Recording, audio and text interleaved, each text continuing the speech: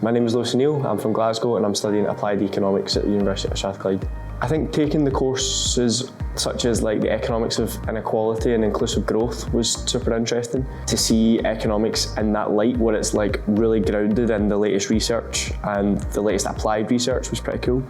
And those courses were taught by staff from the Fraser Valander Institute, so there was a real kind of practical grounding of it and it was less academic, so I really enjoyed hearing from people who are like working in the field on these types of issues day to day. The summer project is all about taking the economics that you've learned throughout the year but really applying it onto a real world problem that you want to try and solve. And the other cool thing about the summer project is you have an option to both do a 10,000 word dissertation project or a shorter 6,000 word project alongside two alternative outputs. So some of my friends have done like a podcast, you could do like an infographic, a presentation.